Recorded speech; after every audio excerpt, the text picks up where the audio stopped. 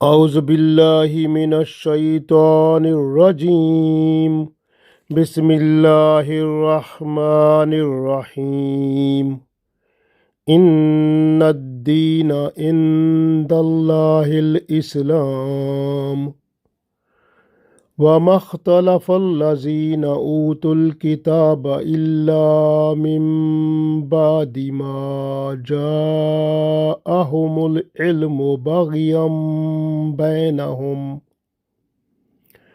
ومن یکفر بآیات اللہ فإن اللہ سریع الحساب۔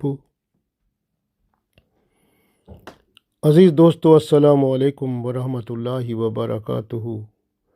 سورہ آل عمران آیت نمبر 19 تلاوت کی ہے۔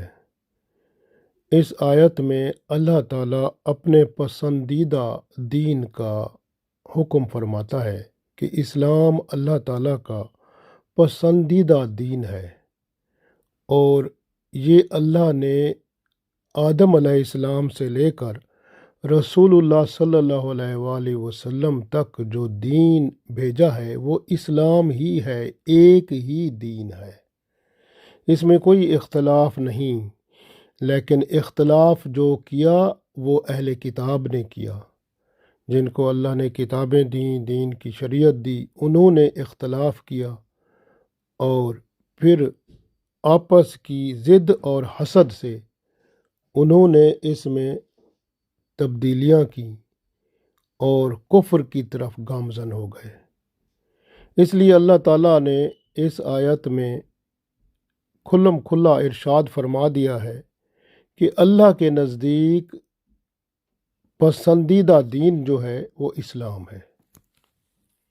پڑھتے ہیں، ارشاد باری تعالیٰ ہے،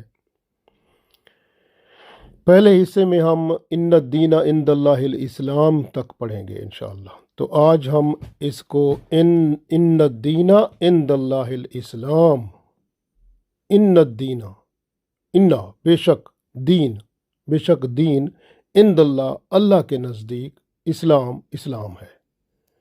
بے شک اللہ کے نزدیک دین جو ہے وہ اسلام ہے۔ وَمَا اخْتَلَفَ الَّذِينَ، اور اختلاف نہ کیا،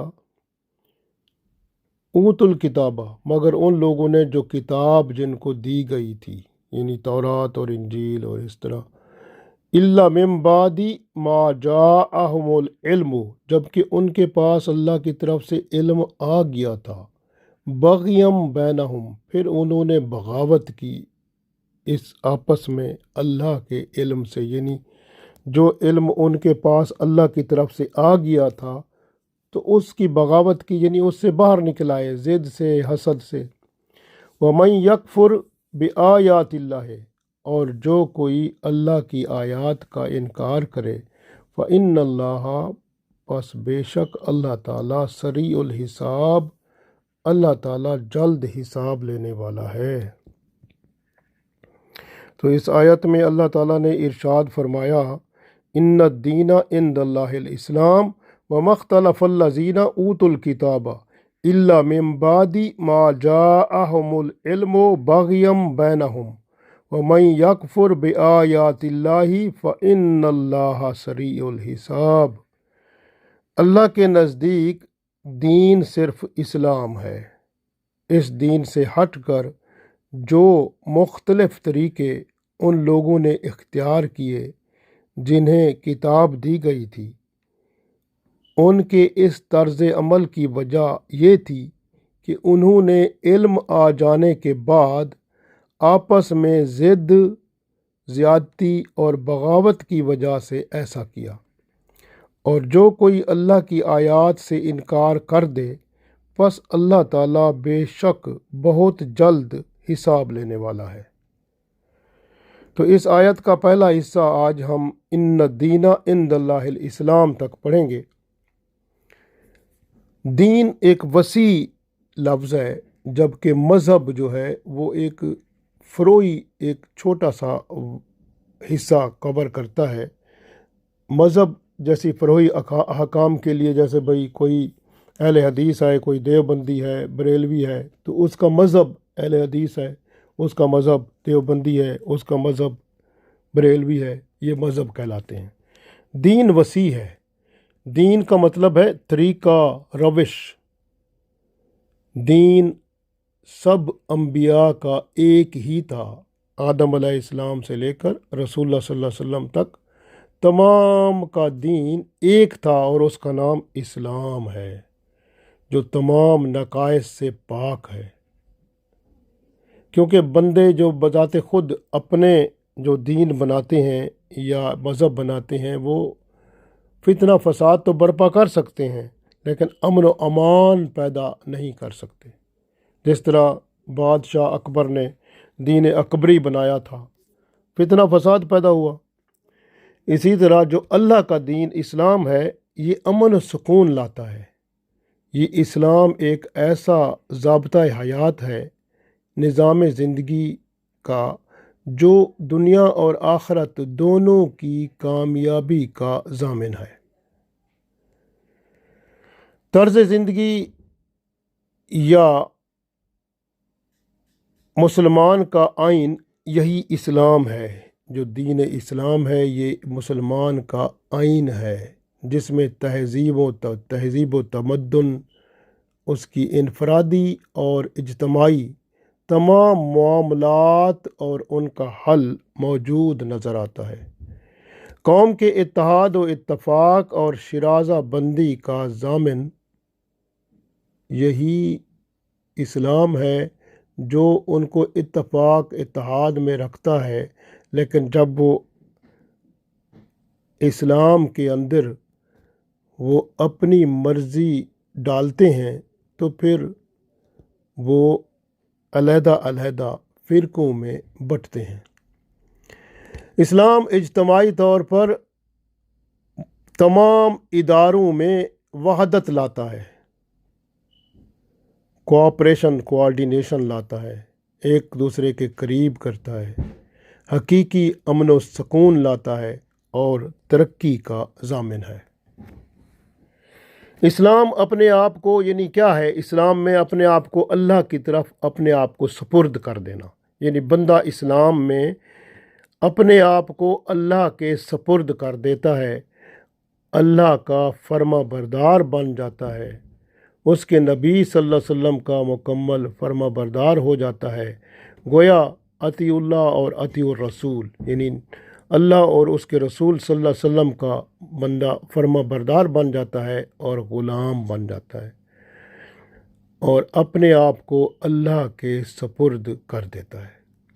तो ये ग़ुलामी का तौक़ पहन लेता है, अल्लाह और उसके रसूल सल्लल्लाहु अलैहि वसल्लम की ग़ुलामी का।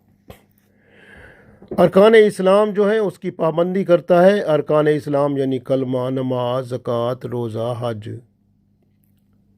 और याद रखें, इनफरादी और इज्तमाई तौर पर जब बंदा इस्लाम के ऊपर गामज़न हो जाता है, तो उसका इनफरादी तौर पर रहना और इज्तमाई तौर पर रहना भी पुरसकून हो जाता है। हर किस्म की मुश्किलात, तकलीफ़ें ख़त्म हो जाती हैं, ज़िंदगी पुरसकून हो जाती है, क्योंकि इस्लाम अदल व इंसाफ और बाहमी रवादारी को इतना करीब करता है कि बंदा खुशी और लज़्ज़त महसूस करता है, क्योंकि एक दूसरे के साथ इस तरह पैवस्त हो जाते हैं, जिस तरह रसूलुल्लाह सल्लल्लाहु अलैहि वसल्लम ने फरमाया कि मुसलमान एक जिस्म की तरह हैं।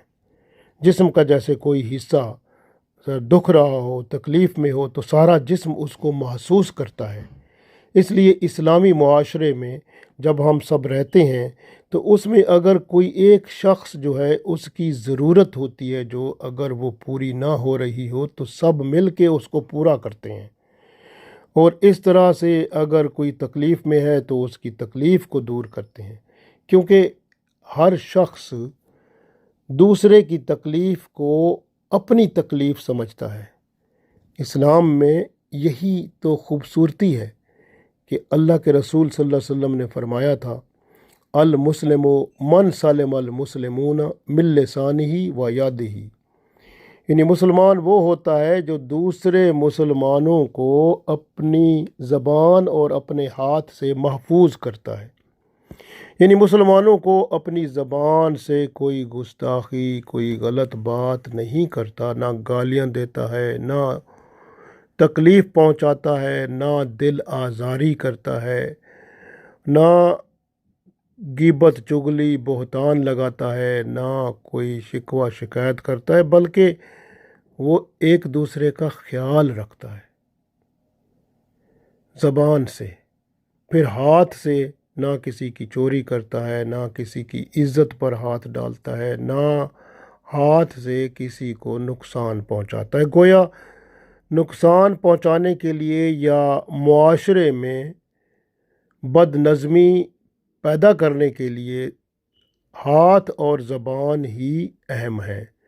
اللہ کے رسول صلی اللہ علیہ وسلم نے فرما دیا، مسلمان ہوتا ہی وہی ہے، اسلام پر گامزن ہوتا ہی وہی ہے جو اپنی زبان اور اپنے ہاتھ کو دوسروں کے لیے محفوظ کر لیتا ہے، یعنی دوسرے اس کے ہاتھ اور زبان سے محفوظ رہتے ہیں، حفاظت میں رہتے ہیں، نہ وہ دوسروں کو زبان سے تکلیف دیتا ہے، نہ ہاتھ سے تکلیف دیتا ہے، بلکہ زبان اور ہاتھ سے دوسروں کی حفاظت کرتا ہے۔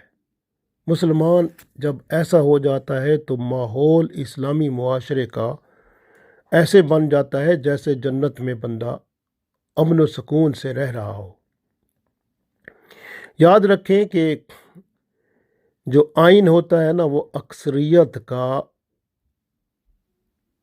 نمائندہ ہوتا ہے، یعنی آئین جو ہوتا ہے نا ملک کا، وہ پوری اکثریت کا ہوتا ہے، اور اسلام جو ہے یہ ایک آئین ہے جو تمام مسلمانوں کو ہر قسم کی ضروریات کا، معاملات کا، ہر چیز کا حل بہترین طریقے سے ادا کرتا ہے، دیتا ہے۔ اس لیے یاد رکھیں، اگر یعنی کسی ملک میں مسلمان اکثریت سے رہتے ہیں اور وہاں کا آئین اگر اسلام یعنی دین اسلام نہیں ہے، قرآن و سنت نہیں ہے، تو پھر سمجھیں وہاں فتنہ فساد زیادہ ہوگا، پریشانیاں ہوں گی، کیونکہ دنیا کے بنائے ہوئے تمام آئین امن و سکون لانے والے نہیں ہیں۔ امن و سکون لانے والا صرف اسلام ہے۔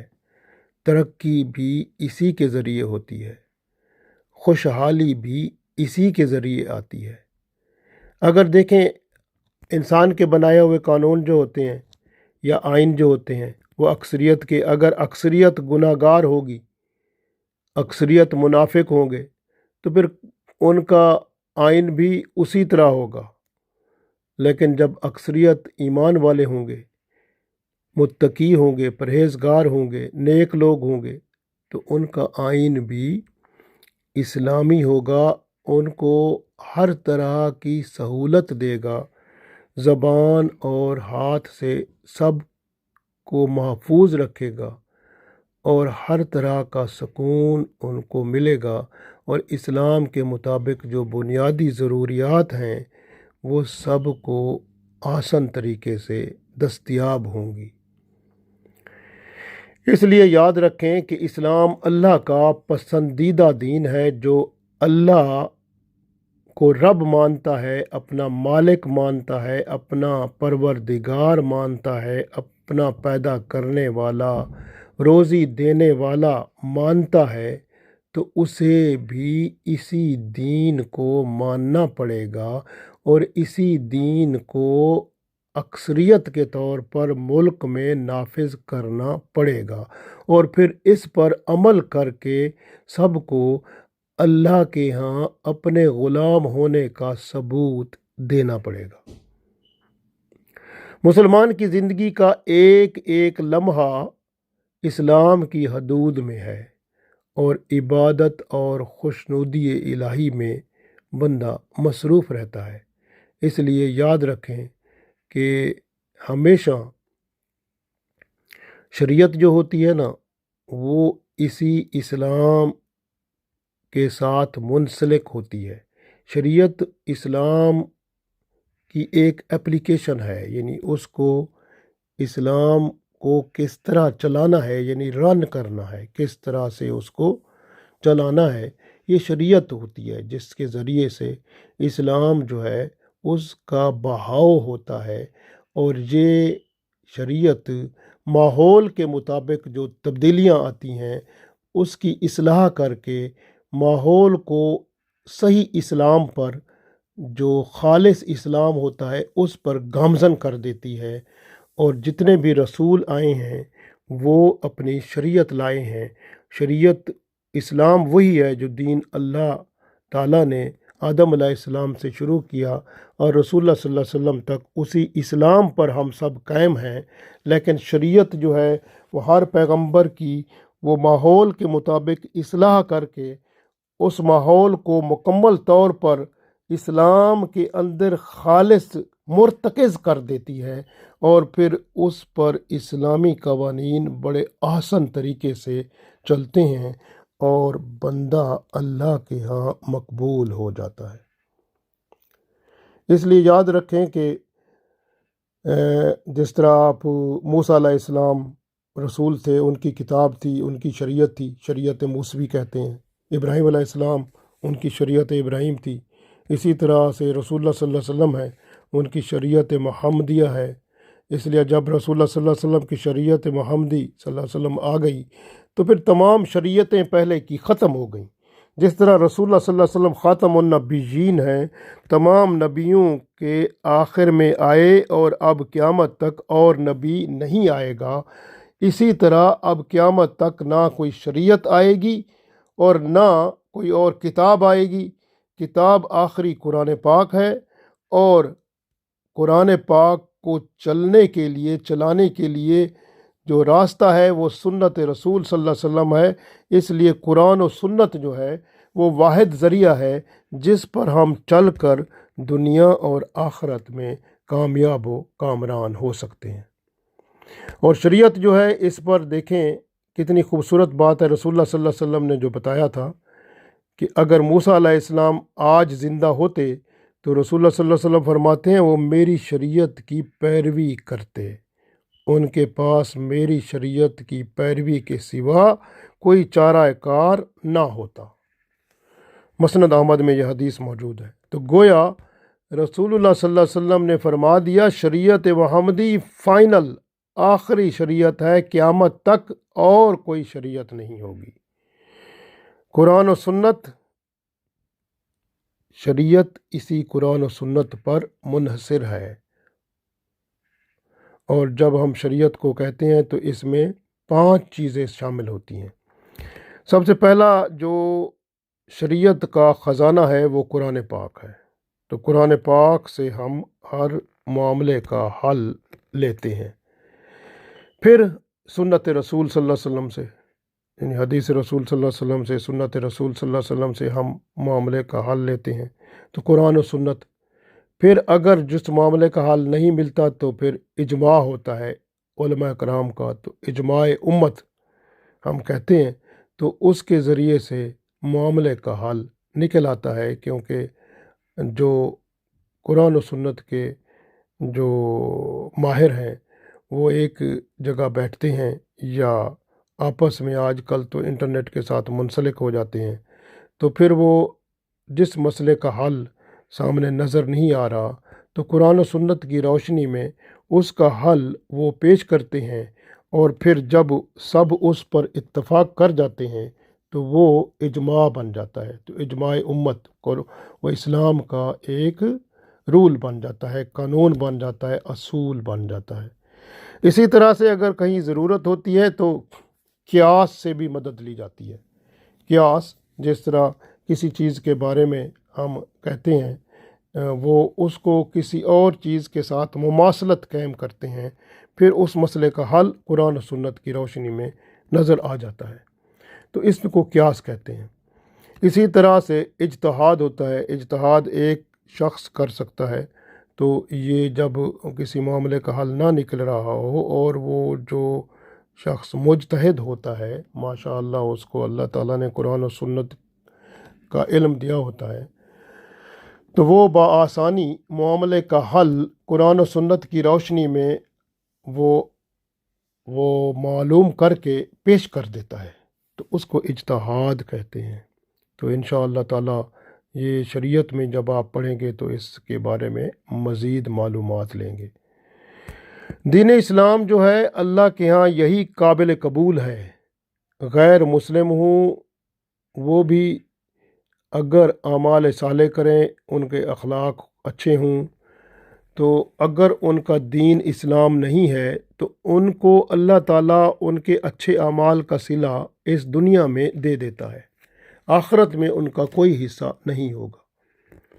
یاد رکھیں، جو شخص اسلام میں سے کسی ایک چیز کا منکر ہوتا ہے وہ بلا شبہ اللہ تعالیٰ کا باغی اور اس کے رسولوں کا دشمن ہوتا ہے۔ نجات کا دار و مدار اللہ اور اس کے رسول صلی اللہ علیہ وسلم کی فرما برداری پر ہے۔ دین اسلام دنیا و آخرت کے تمام لوازمات اور ضروریات کو بخوبی پورا کرتا ہے۔ قرآن پاک میں دین کا لفظ نوح علیہ السلام کے زمانے، آپ دیکھیں نا، نوح علیہ السلام زمانے کے لیے آیا ہے کہ جو دین اور آئین ہم نے نوح علیہ السلام کو دیا تھا وہی بعد میں تاریخ انسانی میں بڑے بڑے انبیاء کو دیا گیا۔ اب اس کی وارث امت محمدیہ صلی اللہ علیہ وسلم ہے، اور یہی دین تمام امتوں کا دین رہا ہے۔